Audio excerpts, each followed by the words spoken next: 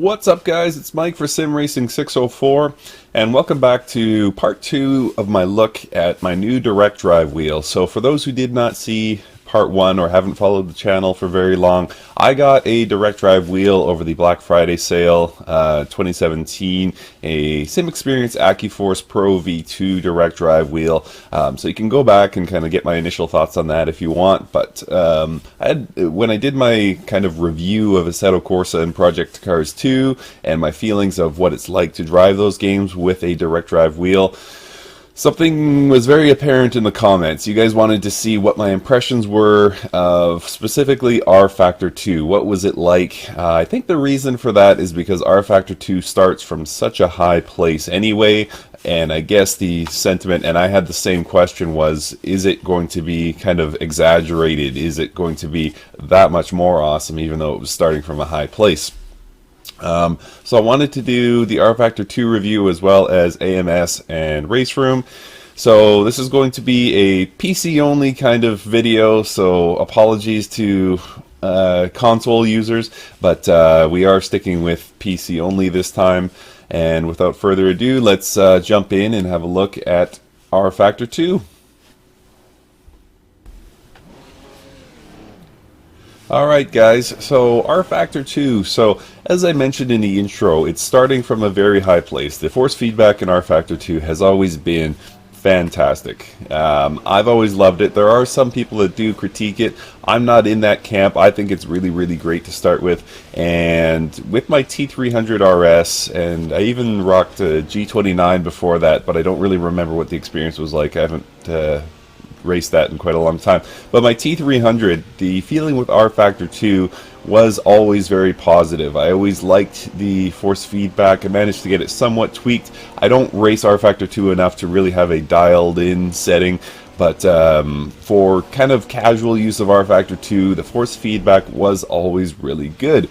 So when I plugged in my direct drive wheel and started running, same thing I did with Assetto Corsa, I left everything raw and just started racing, and it was crunching, it was noisy, and I immediately knew that I had something messed up. So what I'm learning with the direct drive wheel is that it is not plug and play for the most part. Actually, I'll get to that later, but for the most part you do need to spend some time with settings, and rFactor 2 was no exception. So pardon me, I dialed everything back quite a ways and tried it again, and it felt really great. And I managed to look up some community settings and what people were using for rFactor 2 and things like that. And then I was running the is it the Renault Clio? The Renault Megane, I believe you pronounce it, M-E-G-A-N-E. And I ran that at my, what I consider my test track, which is the Lime Rock Park no chicane setup. And it was phenomenal, absolutely phenomenal. So once again, much like AC, I felt everything in the road. I felt wheel slip going around corners, every little bump. If you hit a curb, I will say that the curbs and the grass are much more pronounced in rFactor 2 than they are in Assetto Corsa, and that's okay. I get what they're going for with that. It's not immediate. If you put one wheel on the grass, it tends to be quite forgiving. However, if you put two out there in, you know, dirt or, you know, deep grass in certain areas, it will actually jerk the wheel right out of your hands. Anybody who's actually driven off-road knows that that is actually a very real sensation. If you're going fast enough and let the car go off the road, it's not a good feeling. So well done with that, Studio 397.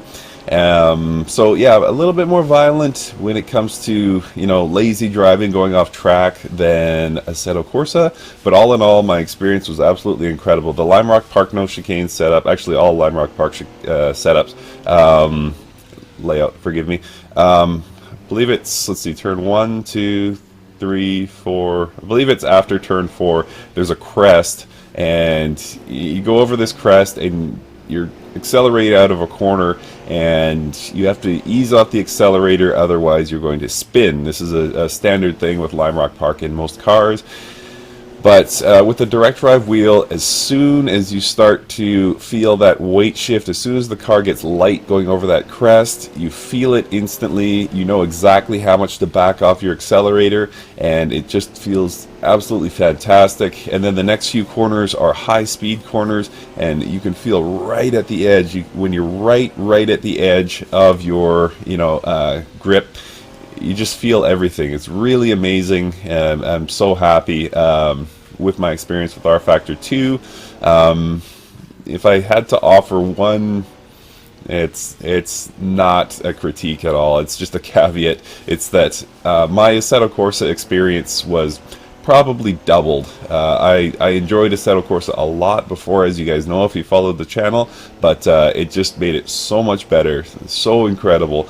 And rFactor 2, it went kind of from fantastic to incredible. Like, it did get better, but it's not as pronounced. Again, that's not a critique, that's just something I have to offer. So all thumbs up with rFactor 2. It was so good before, and it's just amazing after. So I couldn't be happier with rFactor 2. Love my direct drive wheel. Alright guys, let's take a look at Automobilista.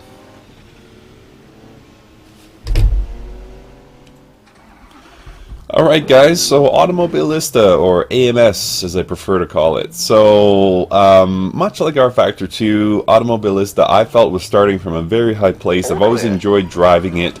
The non-VR thing is the only thing that irks me about AMS. Otherwise, I think it's a fantastic game. And again, the handling, physics, force feedback, all that I thought was really great.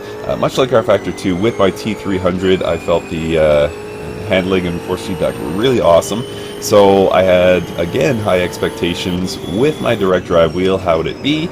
And I think of the 5 sims that I play the most, I think this is probably the easiest one. So I booted into it with the default setting, and it was pretty darn close to where I wanted it. So I just had to scale a few things back. The power is a lot with the direct drive wheel, of course, so just scaled things back. But for the most part, the effects and things like that were already dialed in with my in-game settings, and the Sim Commander software seemed to have a default profile that worked with my in-game settings quite well.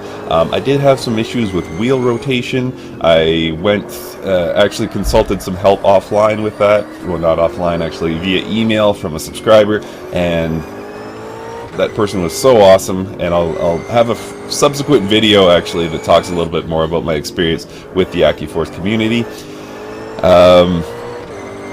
So anyway, managed to get things really dialed in with Automobilista, and it just feels phenomenal. It really does. And I wish I had more critiques for this, guys. I wish I could offer pros and cons with the direct drive experience with rFactor 2 AMS, but unfortunately I can't. I really just cannot say enough good things. This wheel has kind of reignited my passion for sim racing. It never went away, but I feel like I've discovered the game again. I really do. It's just been so amazing to have this direct drive wheel. It's not a small price tag, don't get me wrong. It's just past the holidays. I've been kind of looking at my credit card bill and thinking, ooh, was it worth it to buy a direct drive wheel, you know, for that $1,000 US? But then I jump in game and I realize that I'm just having so much fun with it. It seems to be extremely well built, and I'm just couldn't be enjoying it more. It's really fantastic. So yeah, AMS, getting back to AMS, it's really awesome in game with the direct drive wheel. The settings by default are very close, and I've just been having a great time. So they included a new layout in AMS version 1.5. It's I can't remember the name of it. I believe it's German, but it's a hybrid of roads, runway, and a circuit.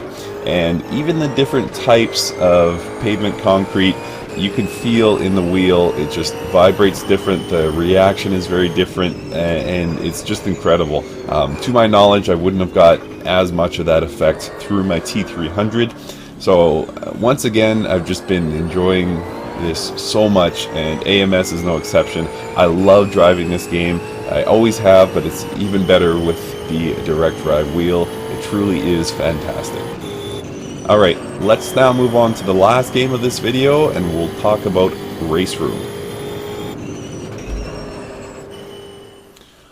Alright guys, so the last game I want to talk about today is RaceRoom Racing Experience. So I've always been a fan of it, and once again, I know I'm a broken record here, but I had high expectations of the direct drive wheel in RaceRoom and was not disappointed in the slightest. I think of all the games I play, of the 5 main sims that I drive, RaceRoom was probably the biggest impact. I've always felt RaceRoom was very high in the force feedback category, maybe in my opinion a notch below rFactor 2 and a notch below AMS, but with the direct drive wheel it's right up there with them. It's the most violent experience of the 5 sims that I drive. It just, you know, I was driving Nürburgring, and there were certain corners, certain curbs that I would take that, you know, just jerk the wheel right out of my hands and things like that, but it is absolutely fantastic. So this is the biggest, you know, change, maybe Assetto Corsa, but I think RaceRoom probably overall was the biggest change from direct drive biggest change to direct drive from my belt-driven T300. It really was quite a shocker to drive it, and with those new GT3 cars, or GTR3 as they call it in-game, the force feedback just feels amazing. The cars drive incredible, and I have tried to make this video for quite a while, but when I boot up RaceRoom to get the in-game footage, I end up just driving just dozens and dozens of laps in these GTR3 cars because they're so much fun to drive with the direct drive wheel. And much like I was saying in AMS, it really has kind of reignited the fire for sim racing within me. Just couldn't ask for more from RaceRoom. My advice to people, if you happen to own a direct drive wheel and you do not own RaceRoom, spend the $5. You can download RaceRoom for free and then add on a Porsche GT3 R for just $5. Please do yourself a favor and do that. It is absolutely fantastic. One of my favorite cars that's been released in the past, say, 6 months. It really is just so much fun to drive, and direct drive has just made my experience that much better in RaceRoom. Really can't endorse it enough.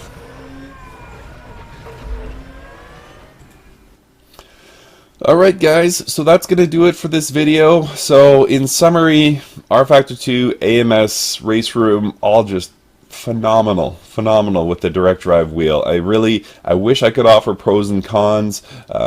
Maybe they're a bit tougher to set up. AMS not so much. It's even, you know what it comes down to is you can't be lazy. You can't just expect to boot into a game and everything be perfect, but you'd have to be a silly person to think you could actually do that. So all 3 games just phenomenal. Takes a bit of tweaking, but once it's dialed in, and I'm probably maybe 80% as dialed in as I like these things, and it's still just the most amazing sim racing experience I could ever ask for. So SimXperience Accuforce Direct Drive wheel, could not ask for more. It's just, my mind is blown. My mind is blown. I love sim racing, always have, but it's just taken it to that next level of enjoyment, next level of immersion maybe. I can't say enough, guys. There's not a list of cons. I would be really reaching if I tried to come up with a list of cons for the direct drive wheel in these 3 games. So I will wrap this up and finish just by saying, if you have the ability to get a direct drive wheel or try a direct drive wheel, I highly recommend it. I think it's going to change your view on sim racing, and I think more than anything what we get is a sense of what the creators, what the developers were going for with their game, what their intentions were with the force feedback. It really just brings it all to light. So not enough good things to say, guys, but I've said enough for this video, and thank you so much for watching, and we will see you next time.